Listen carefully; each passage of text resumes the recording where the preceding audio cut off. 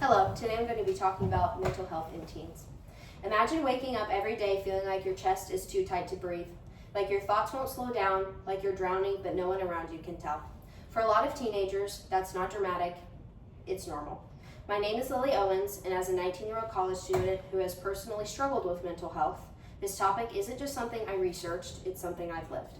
Today I want to talk about a growing societal problem, the mental health crisis among teenagers, and why we need a state-level law requiring mental health education from licensed counselors in all public schools. Teen mental health is a widespread societal issue that affects not only individuals but communities, and implementing mandatory school-based mental health programs is a realistic and necessary solution. Mental health issues among teens are not rare, they are alarmingly common. According to the Centers for Disease Control and Prevention, 4 in 10 high school students reported persistent feelings of sadness or hopelessness, and 1 in 5 seriously considered suicide. That means in almost every classroom, multiple students are silently struggling, and this crisis has been building over time. The CDC reports that teen mental health is worse than it was a decade ago, even with slight recent improvements. This doesn't just affect individuals, it affects our society. Students with poor mental health are more likely to struggle academically, miss school, engage in risky behavior. The CDC also notes that mental health issues are linked to violence, substance use, and long-term health risks, which places strain on healthcare systems and communities. And here's something important. Mental health problems often start in adolescence and carry into adulthood, meaning if we don't address them early, they become lifelong burdens. But beyond statistics, there's a human reality. A lot of teenagers feel like they have no safe place to talk about what they're going through. There's stigma, fear, and sometimes no access to help at all. I remember what it felt like to sit in a classroom surrounded by people but feel completely alone. And the hardest part wasn't just the anxiety, it was not knowing how to handle it or where to go for help.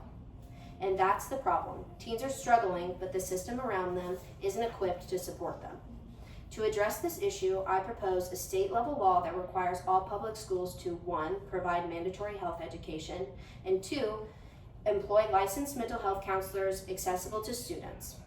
Why the solution? Because schools are one of the only places every teenager consistently goes, making them the most effective place for early intervention. According to the Centers for Disease Control and Prevention, schools play a critical role in connecting students to mental health services and creating supportive environments. The CDC's research also shows that students who feel connected at school are significantly less likely to experience poor mental health.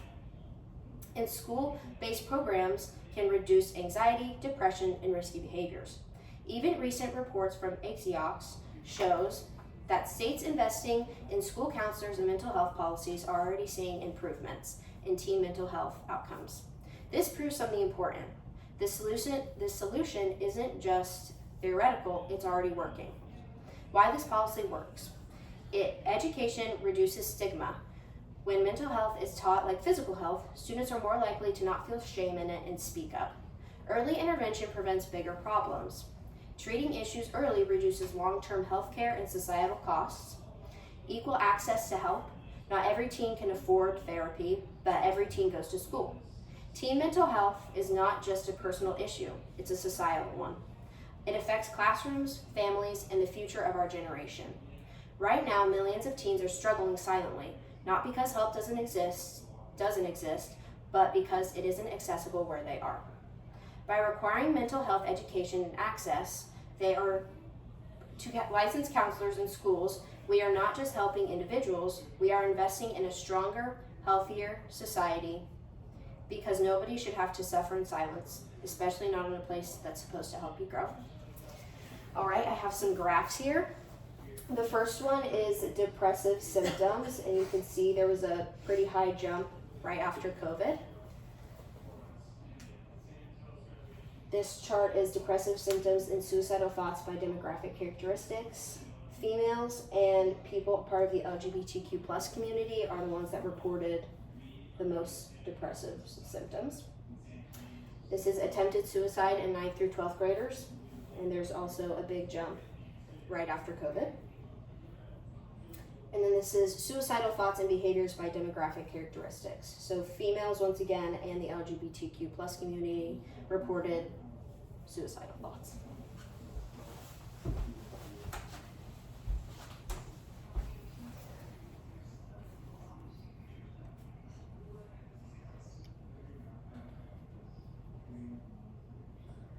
Thank you.